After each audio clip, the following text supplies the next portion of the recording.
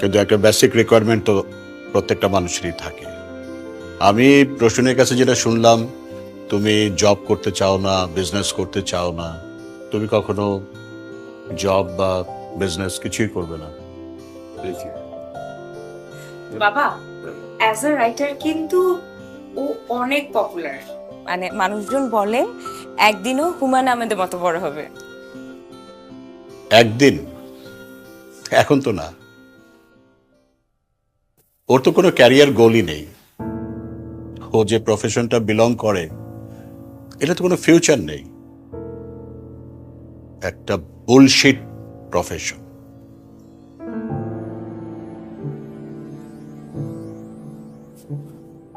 Sorry uncle, কি বললেন আরেকটা বার একটু?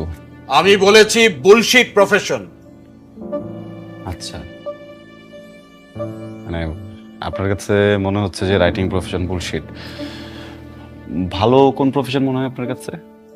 হ্যাঁ, দুর্নীতি করা, ঘুষ খাওয়া। হ্যাঁ, শাট আপ! কি বলছো তুমি? আঙ্কেল চিৎকার করবেন না। আপনি আপনার বুকে হাত দিয়ে বলেন তো, এই যে আপনার বাড়িতে আপনি এরকম দামি সোফা রেখেছেন, আপনি যে লাইফস্টাইল মেনটেন করেন, আপনি যে স্যালারি পান ওটাতে যায়, আপনি ঘুষ খান না? কাইজার, এটা দেখার দায়িত্ব কি তোমার?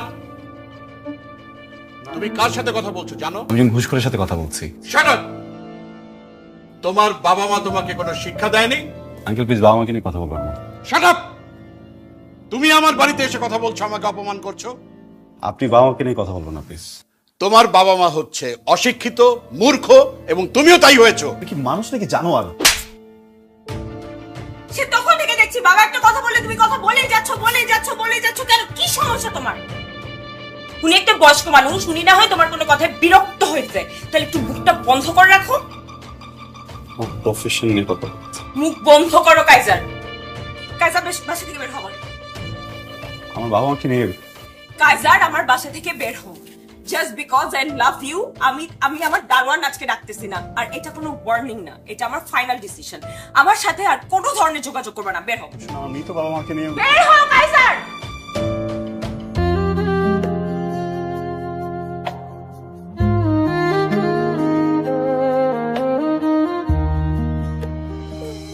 এই যে দেখো আমার দিকে মামা।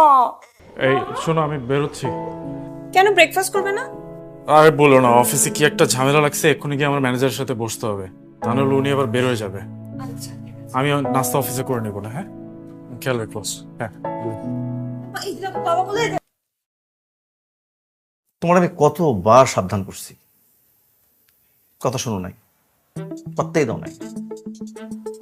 কোম্পানির পলিসির বাইরে গিয়ে দিনের পর দিন অনিয়ম করছো, ঘুষ খাইছো, মনে করছো কিচ্ছু হবে না, কেউ জানবে না। হ্যাঁ, আরে ভাই, নতুন সিওর ব্যাপারে আমি তোমার বলি নাই। কি হয়েছে তোমার? কিছু না। কিছু তো একটা হয়েছে, বলো আমাকে। অফিসের একটা ফাইন্যান্সিয়াল প্রজেক্ট নিয়ে অনেক বড় ঝামেলা হয়ে গেছে। তো প্রজেক্টের রেসপন্সিবিলিটি ছিল আমার উপর। এখন আমি বুঝতেছি না আসলে কিভাবে কি ম্যানেজ করবো। আচ্ছা, তো ম্যানেজার স্যার তো তোমাকে অনেক স্নেহ করে, উনি কোনো হেল্প করতে পারবে না? স্যারকে বেশ কয়েকবার বলছি, স্যার কেন জানি বারবার বিষয়টা অ্যাভয়েড করে যাচ্ছে। কিচ্ছু হবে না, এত টেনশনের কিচ্ছু নেই। ম্যানেজার স্যারের সাথে তো আমি কথা বলেছি কয়েকবার, কালকে আমি যাবো, যে ওনার সাথে কথা বলবো, দেখি কি করা যায়। ঠিক আছে, টেনশন করো না। এই যে শুরু হয়ে গেছে, ঘুমাতে আসো। যাও, আমি আসছি। ওয়েট, ফাইনান্সিয়াল প্রবলেম বলতে কি বলতেছো? তুমি কি ঘুষ খাও? রসুন, এই যুগে ঘুষ কে না খায়? তোমার বাবাকে দেখো, তোমার বাবা কি এত বড় বাড়ি, লাক্সারি গাড়ি, এমন লাইফস্টাইল বেতনের টাকা দিয়ে করছে? ঘুষের টাকা দিয়ে করছে। শোন, আমরা আর্গুমেন্ট না করি। আমি একটা প্রবলেমে পড়ছি, মানে আমাদের হোল ফ্যামিলি প্রবলেমে পড়া। আমি যদি এখন জেলে যাই, এটার জন্য তুমি সাফার করবে না, আমাদের সন্তান সাফার করবে না? এতটুকু তো বোঝো, রাইট? তুমি প্লিজ সিও স্যারের সাথে একটু কথা বলো গিয়ে।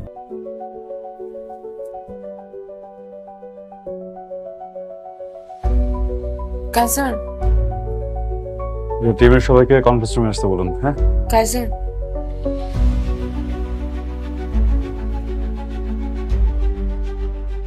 বাপি সাহেব, ওনাকে বলুন আগামীকাল আসতে। আপনাকে জন্য ফোন করে তারপর আসে। হুম?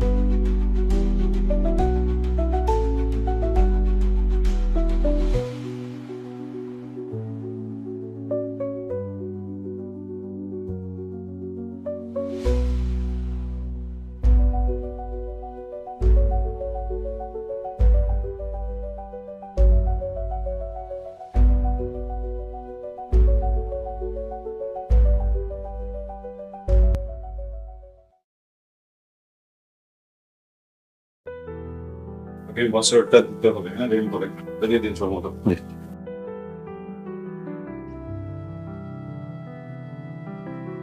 আপু আপনি কালকে আসেন, হ্যাঁ?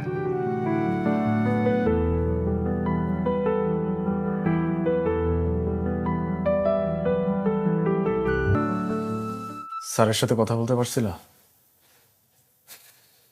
কালকে আবার যেতে বলেছে। এই মহান আদর্শবান সিওর বাচ্চা যে কয়জনের নাম লিস্ট করছে প্রত্যেকটাকে জেলে পাঠাইছে। এই হারামজাদার বাচ্চা কোনোভাবেই আমাকে ছাড়বে না। কি না দিয়ে চেষ্টা করছি আমি? টাকা, ক্ষমতা সবকিছু দিয়ে চেষ্টা করছি, তাও আমি কোনোভাবে ম্যানেজ। প্রসূন, তুমি প্লিজ আরেকবারের জন্য লাস্ট ট্রাই করবা। Your my last. তুমি প্লিজ আরেকটা বার একটু কথা বলে দেখো ম্যানেজ করা যায় কিনা। উনি ম্যানেজ হলেই সবকিছু সলভ হয়ে যাবে। স্যারকে ফোন করেন, কখন আসবে সেটা অ্যাটলিস্ট আমাকে জানান। সরি ম্যাম, আমাদের এবং কোনো নিয়ম নেই স্যারকে ফোন করার।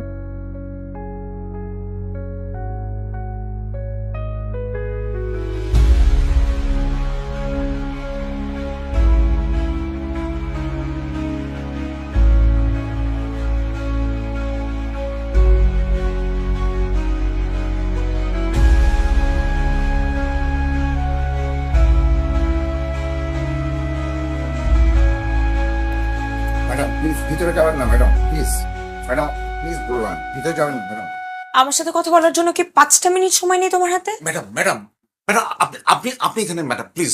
Madam officer, sir, thank you sir. Seat.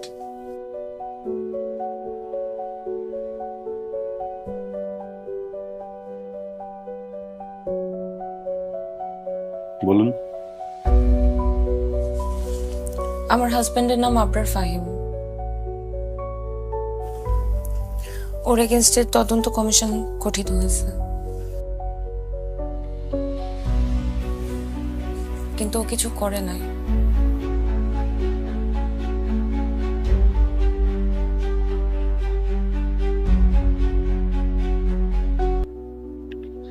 অপরাধী যেন সর্বোচ্চ শাস্তি হয়।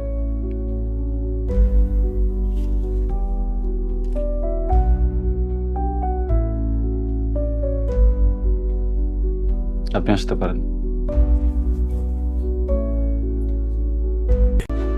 ও মাই গড, কাইজার, ওই ভ্যাগাবন্ড ছেলেটা এখন সিইও? How is possible? ও এখন বাগে পেয়ে আমাদেরকে প্রতিশোধ নিতে যাচ্ছে, আবরারকে ফাঁসাচ্ছে। না বাবা, এটা মনে হয় ঠিক হবে না। কারণ ডিপার্টমেন্টে আবরারের ঘুষ খাওয়া নিয়ে বেশ কয়েকদিন ধরে কথা চলছিল। ইভেন ম্যানেজার স্যার আবরারকে এটা নিয়ে ওয়ার্ন করেছে, কিন্তু আবরারের তো মাথায় যায় নাই। এখন আবরারের অফিসে কি হচ্ছে সেটা তো আর আমি জানি না, তাই না? তাই বলে জেলে দিবে? হ্যাঁ, আরে ঘুষ খাওয়া, ঘুষ দেওয়া, এটাই তো এদেশের সিস্টেম। শোন, ভালো করে খোঁজ নিয়ে দেখ, ও নিশ্চয়ই ঘুষ খায়। আমার মনে হয় না ও ঘুষ খায়, তাহলে ব্যাপারটা এত বিপরীত। আবরারই ম্যানেজ করবে। ঠিক আছে, আমি অফিসে গিয়ে কথা বলবো, দেখি কি করা যায়। বাবা,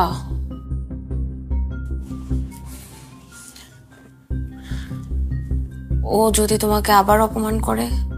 মারে বিপদে পড়লে হাতিও গিয়ে চিকার পায়ে ধরে, কিছু করার নেই।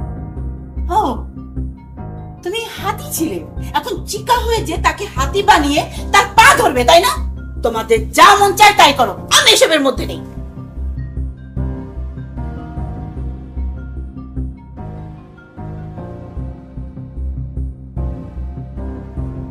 কাইজার, তুমি কি আমাকে চিনতে পেরেছো? জি না, কে আপনি? আমি প্রসূনের বাবা। সরি, কোন প্রশ্ন? আমি আসলে এসেছিলাম আবরার ফাহিমের ব্যাপারে কিছু বলার জন্য। ছেলেটার যদি এখন জেল জরিমানা হয়, আমার মেয়েটা দুধের বাচ্চাকে নিয়ে অসহায় অবস্থা করবে। এই সমাজে একটা শিশুর বাবা যদি জেলে থাকে, তার বেড়ে ওঠাটা স্বাভাবিক হয় না। আর লজ্জায় অপমানে আমার মেয়েটা হয়তো মরেই যাবে। তো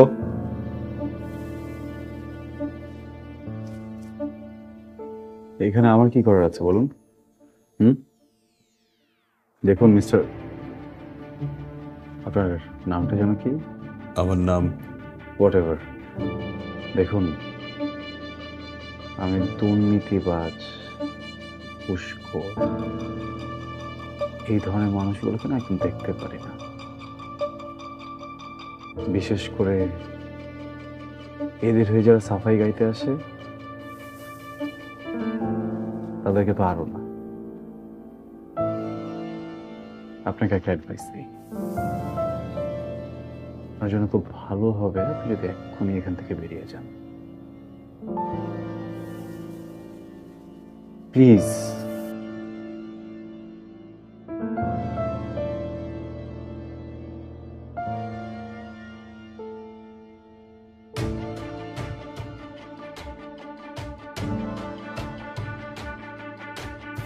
হ্যাঁ, আমি জলদি চলে আসবো, তুমি চিন্তা করো না। ঠিক আছে, দেখছি।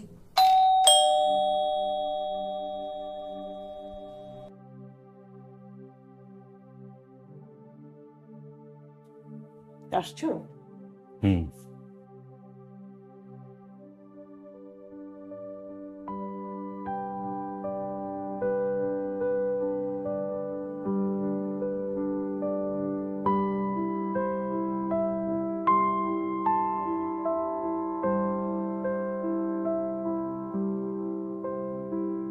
বলেছিলাম বাবা, ও তোমাকে আবার অপমান করবে। আরে ও তো অপমান করার জন্য বসেই ছিল। এটা অপমান না, এটা প্রতিশোধ। আমরা পুলিশ দিয়ে ধরিয়ে দিয়েছিলাম, সেই জন্য প্রতিশোধ নিল। না বাবা, কাজ আমার প্রত্যাখ্যান মানতে পারে না। চাকরি, সাফল্য, দুনিয়াদারি, এইসব কিছুই ওর মাথায় কখনো ছিল না। সরল সাদামাটা জীবন ছিল, চলছিল সে পথে। একদিন সব পাল্টে যায় কাইজার, পাল্টে গেল আমার জীবন। আপনারা অপেক্ষা করছেন, আমি যাই।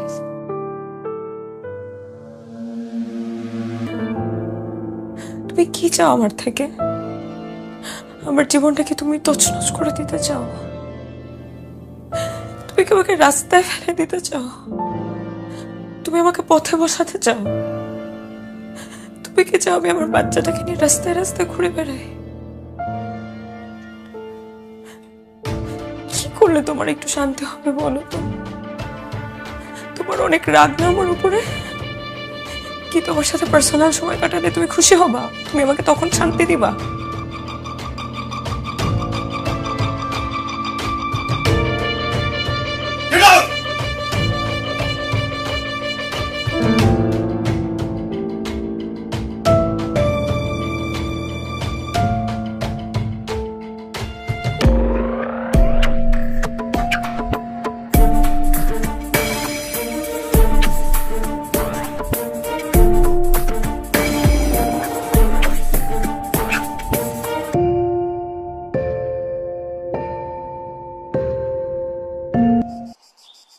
মিসেস ফাহিম, আমি খুবই দুঃখিত আপনাকে এমন একটা জায়গায় ডেকেছি।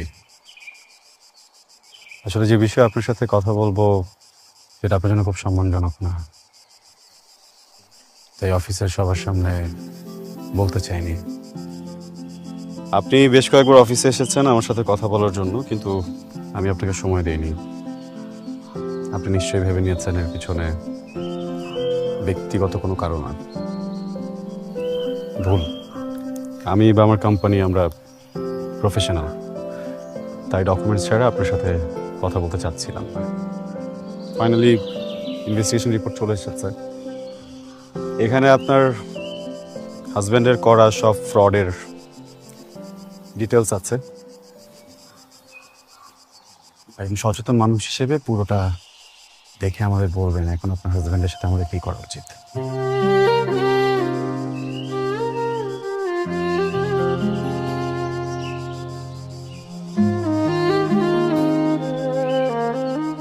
তোমার যেটা ভালো মনে হয় তুমি করো, আমার তোমাকে বলার কিছু নেই। মিসেস ফাহিম, আমরা অবিবেচক নই। আপনার পরিবারের বিষয়টা আমরা ভেবেছি, আপনার সন্তানের বিষয়েও ভেবেছি। আপনার হাজবেন্ড যে পোস্টে চাকরি করছিলেন তার জন্য আমরা বাহির থেকে এখনো কাউকে হায়ার করছি না। অ্যাপয়েন্টমেন্ট লেটার আপনি চাইলে কাল থেকে জয়েন করতে পারেন।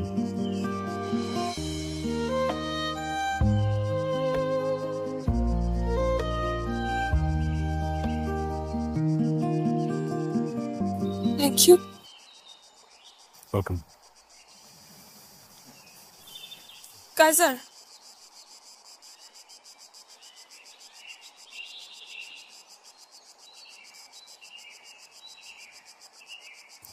আমাকে কি একবার নাম ধরে ডাকবেন?